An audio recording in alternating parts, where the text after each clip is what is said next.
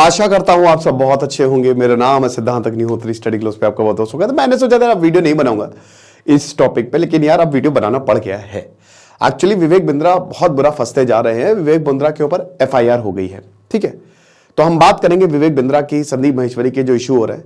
तो पहले हम इशू की बात करते हैं कि देखिए संदीप माहेश्वरी, पहले हम एफआईआर की बात कर लेते हैं। अच्छा, एफआईआर एक्चुअली इस मसले पे नहीं हुई है, क्योंकि हैशटैग स्टॉप विवेक बिंद्रा चलाया जा रहा है, इस पे एफआईआर नहीं हुई है। एफआईआर हुई है इनके साले वैभव क्वात्रा ने विवेक बिंद्रा के ऊपर एफआईआर करवाई है। अब बात यह कि हाल ही में विवेक बिंद्रा की शादी हुई। अब देखिए इंडिया टुडे और आज तक पे उनकी रिपोर्ट का मैं सहारा ले रहा हूं। उस पे लिखा है कि 6 दिसंबर को शादी हुई। हिंदुस्तान लाइव पे लिखा है कि 6 नवंबर को शादी हुई। पर जब भी हुई, अभी हाल ही में हुई है। 41 साल के विवेक बिंद्रा, इन्होंने शादी की और रात में अपनी मां से बहस कर रहे थे, ऐसा रिपोर्ट में है। और उसके बाद फिर जब इनकी जो वाइफ है, उन्होंने जब बीच बचाव किया तो फिर उनको मारा पीटा, और बता रहे कितना मारा कि उनका कान का पर्दा फट गया और काफी ज्यादा उनको चोट आई है। तो इनके ऊपर एफआईआर हुई। सेक्टर 126 में इनके ऊपर एफआईआर जो है वो दर्ज करवाई गई है, ऐसा रिपोर्ट में आया है। तो फंसते ही जा रहे हैं विवेक बिंद्रा।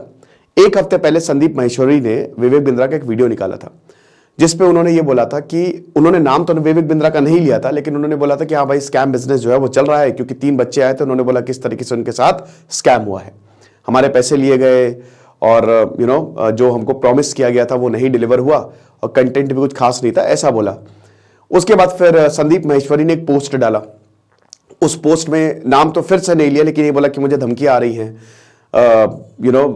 ये है कि वीडियो को डिलीट कर दो, मुझे लीगल नोटिस भेजा गया, फलाना फला, काफी चीजें, वो सब सारी चीजें पब्लिक डोमेन में अवेलेबल है। फिर उसके बाद फिर से यहां पे संदीप माहेश्वरी ने एक और पोस्ट डाला और इस बार सीधा विवेक बिंद्रा का नाम ले लिया। वैसे पहले भी यही था, 90% की विवेक बिंद्रा के बारे में ही बात कर रहे हैं।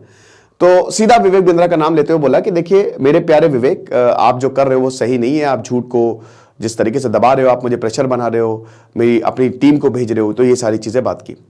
फिर उसके बाद विवेक बिंद्रा ने कम्युनिटी पोस्ट डाला कि आपको पहली बात तो कोई हमने लीगल नोटिस नहीं भेजा है और आप गलत बोल रहे हैं, हम तो खाली आपसे बात करने गए थे और आपने क्या किया है, आप भी झूठ चला रहे हो, फलाना फलाना, विवेक बिंद्रा ने बोला।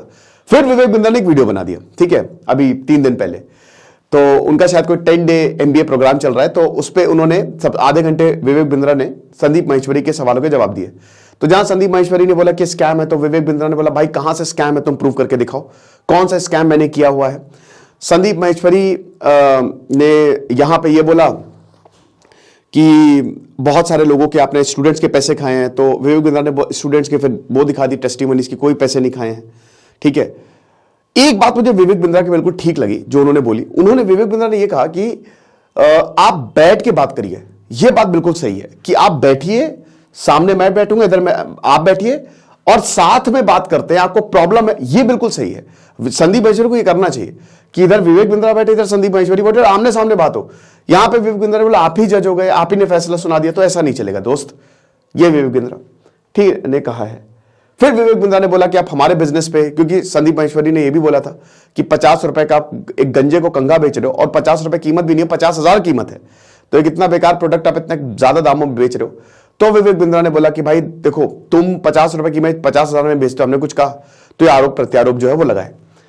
अब फिर से संदीप माहेश्वरी ने धमाकेदार वीडियो बनाया और उसको 10 मिलियन, 1 करोड़ से ज्यादा लोग अभी तक देख चुके हैं। अब उसमें उन्होंने सीधा एक हैशटैग चला दिया कि हैशटैग स्टॉप विवेक बिंद्रा। अब इसमें उन्होंने बोला कि भाई देखो, इस पे उन्होंने और कि स्कैम होता क्या है, तो पूरा RBI की गाइडलाइंस लेके वो आ गए, ठीक है, कि ये भाई तुमने स्कैम किया है, तुम्हारे ऊपर एफआईआर होनी चाहिए। फिर उन्होंने बोला कि हमारी लीगल टीम, मैं अपने चैनल को मोनेटाइज करूंगा और हमारी लीगल टीम जो है वो इस पैसे से लोगों का केस लड़ेगी। फिर उन्होंने भी वीडियो दिखाया कि किस तरीके से एक लड़का बोल रहा है कि मैं सुसाइड करने वाला हूं, मेरी बुरी हालत है, मेरे पैसे गए हैं, ये चीज है। और फिर उन्होंने डॉक्टर जो लगाते हैं ना, उस पर भी सवाल खड़े किए कि ये जो डॉक्टर की डिग्री है ना वो आपकी फेक है। ऐसी PhD जो है वो श्रीलंका में 20-30 हजार में मिलती है, तो ये फेक है बेसिकली जो आप कर रहे हो, आप डॉक्टर ही नहीं हो, ये तक बोल दिया संदीप माहेश्वरी ने। और उन्होंने एक बहुत स्ट्रांग पॉइंट रखा कि भाई मेरी जो इमेजेस हैं वो बड़े बड़ी ऑर्गेनाइजेशंस खरीदती हैं, आप कोर्स जनरल सबको बेच रहे हो, शायद मेरी मैं जहां पे बेचता हूं वो वेबसाइट भी बहुत लोगों को ना पता हो, है ना, तो बड़ी बड़ी ऑर्गेनाइजेशन खरीदते, कोई आम लोग नहीं लेता है। और फिर उन्होंने बोला कि हैशटैग स्टॉप विवेक बिंद्रा, जो कि काफी ट्रेंड किया 2 दिन से, तो ये काफी बड़ा इश्यू बना हुआ है ना। एक बार हम संदीप माहेश्वरी, विवेक बिंद्रा दोनों के बारे में जान लेते हैं। कौन है विवेक बिंद्रा? विवेक बिंद्रा की बात करें तो मुझे इनकी केस स्टडीज बहुत अच्छी लग। देखिए आमतौर पे मुझे लगता है कि कोई मोटिवेशन, देखिए आपको मोटिवेशन अंदर से आता है, आप मेडिटेट करिए, 108 तरीके की मेडिटेशन दिए गए हैं, आप ध्यान लगाइए, आप किताबें पढ़िए, आप एंटरप्रेन्योर्स को पढ़िए, आप सक्सेस स्टोरी पढ़िए, मोटिवेशन आएगा, ठीक है, और वो अंदर से ही आता है। विवेक बिंद्रा केस स्टडीज करते थे और वो केस स्टडीज बढ़िया होती थी, अच्छी होती थी, नॉलेज काफी ज्यादा उसमें मिलती थी, है ना, और उसी से ही वो फेमस हुए। संदीप माहेश्वरी भी काफी शानदार बातें बताते हैं, काफी बढ़िया सीरीज चलाते हैं। विवेक बिंद्रा की बात करें तो विवेक बिंद्रा की शुरुआत, वो लखनऊ में उनका जन्म हुआ, बहुत कम उम्र में उनके पिता का देहांत हो गया और वो अपने चाचा चाची के ही रहने लगे। लेकिन पैसे की काफी तंगी रही तो विवेक बिंद्रा ने 16 साल की उम्र में ट्यूशंस पढ़ाए, डिक्शनरी बेची, बहुत स्ट्रगल किया, इतना आसान जीवन था नहीं। फिर उसके बाद उन्होंने एमबीए किया और एमबीए में भी उन्होंने कंपनी, मतलब जॉब तो की, जापान में जॉब की और भी बहुत जगह जॉब की, लेकिन उनको कुछ मिला नहीं खास।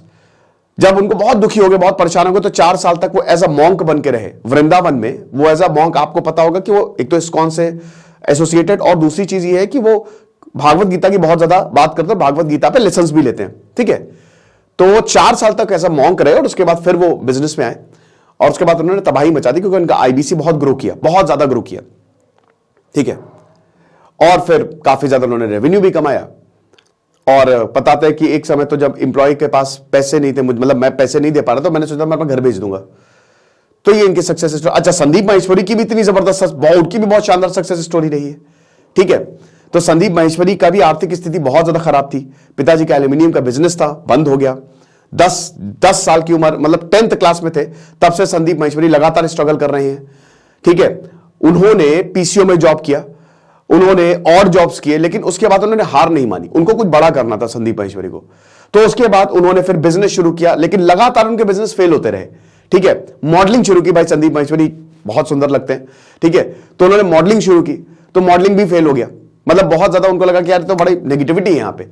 फिर उसके बाद उन्होंने जो मॉडल्स उनका पोर्टफोलियो बनाना शुरू किया, तो 2-3 कंपनी शुरू की, किताब भी लिखी, वो भी नहीं चली। 2006 में उन्होंने इमेज बाजार नाम से एक वेबसाइट बनाई, वो भी शुरुआत में नहीं चली, और लेकिन फिर उसके बाद उनको ऐसी सक्सेस मिली है ना, गजब। मतलब अगर आप बात करो यूट्यूब में, तो कहते हैं ना कि सबसे one of the best YouTubers और सबसे बड़े यूट्यूबर्स में संदीप माहेश्वरी आते, तो उनका भी काफी स्ट्रगलिंग जीवन रहा है, लेकिन उन्होंने हार नहीं मानी और वही एक्सपीरियंस जो है वो बांटते हैं। और हाल ही में उन्होंने ये भी खुलासा किया था कि अभी वो डिप्रेशन में, और ये बहुत बड़ी बात है, क्योंकि देखिए ये बहुत बड़ी बात है कि मोटिवेशनल स्पीकर डिप्रेशन में है। इसलिए बड़ी बात है वो डिप्रेशन में, इसलिए बड़ी बात है कि उसने वो एडमिट किया है।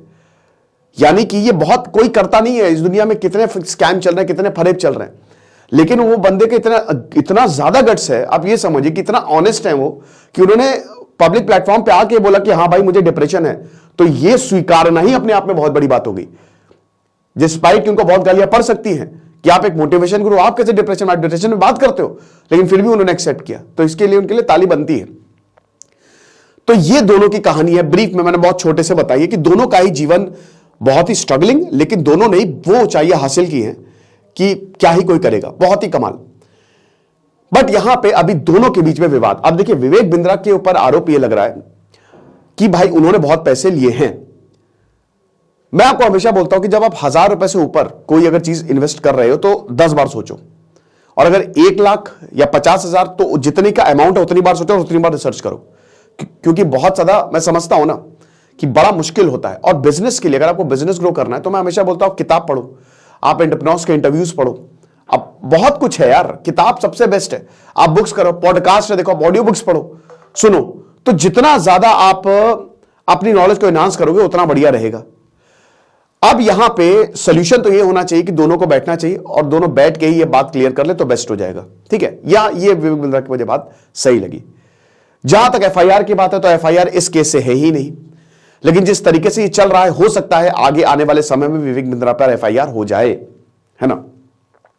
लेकिन क्योंकि उन्होंने ऑलरेडी, देखिए विवेक बिंद्रा एक बिजनेसमैन है, तो वो लिख देते हैं, वो बाई टर्म्स एंड कंडीशन जब आप साइन करते होंगे तो उसमें लिखते हैं कितना पैसा नॉन रिफंडेबल। हालांकि विवेक बिंद्रा ने कई बार अपने वीडियोस में बोला है कि मैं 100% मनी बैक दे दूंगा अगर कोई मैं किसी को पैसे कमा के नहीं दे रहा हूं तो, ओके।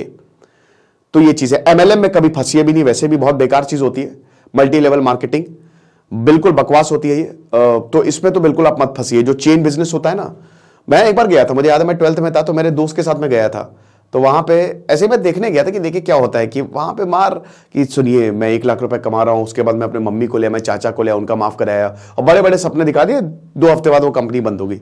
ठीक है, और मैंने यही बोला था कि बेटा तुम लिख के रख लो, मैंने अभी भी मुझे अपने वर्ड से याद है कि तुम्हारी कंपनी मैक्सिमम 2 महीने चलेगी, उसके बाद तुम हम ही लोगों के जैसे ऐसे ही घूमोगे।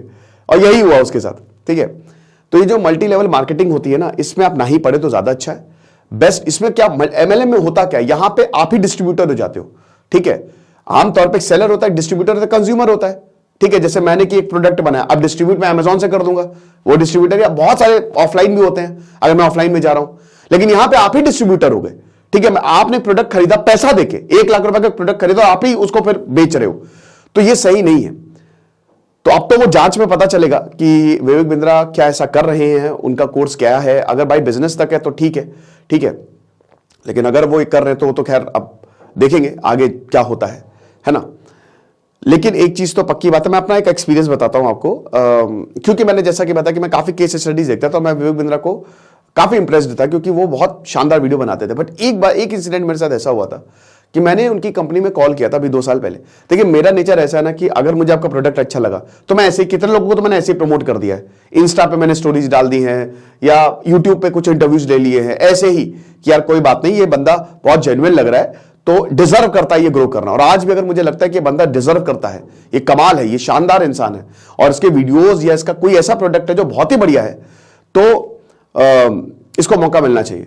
रवि सर जो हैं आपके, रवि सर एक स्टार्टअप का आइडिया लेके आए थे, लेकिन मुझे इनके अंदर इतना टैलेंट दिखा कि मैंने कहा कि नहीं रवि तुम यहां पे पढ़ाओ, और आइडिया तो है ही है तुम्हारा, उसके ऊपर हम काम करते रहेंगे।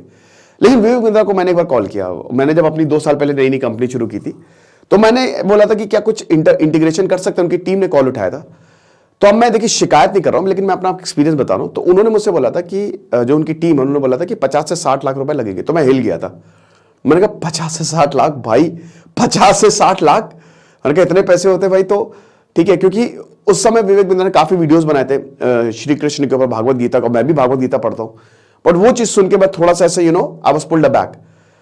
बट ठीक है, इसमें मैं बुरा इसलिए नहीं कहता कि भाई देखिए बिजनेस मॉडल है और उनकी भी कॉस्ट होती है, इतनी बड़ी टीम है उनको, ठीक है, उनको पैसा देना पड़ता है। तो मैं इसमें कोई शिकायत नहीं कर रहा हूं, वो रात गई बात गई। और लेकिन ये मेरे साथ एक एक्सपीरियंस हुआ था, है ना। और भाई 50 लाख या 50 करोड़ भी वो आपके ऊपर, आप करवाना चाहो करवाओ, ना करवाना चाहो ना करवाओ, कोई इश्यू नहीं है। तो ये चीज है, तो अब देखेंगे आगे क्या होता है। बाकी अगर कुछ होगा तो मैं आपको जरूर बताऊंगा। आपको क्या लगता है आप मुझे कमेंट बॉक्स में बताइएगा। Thank you so much.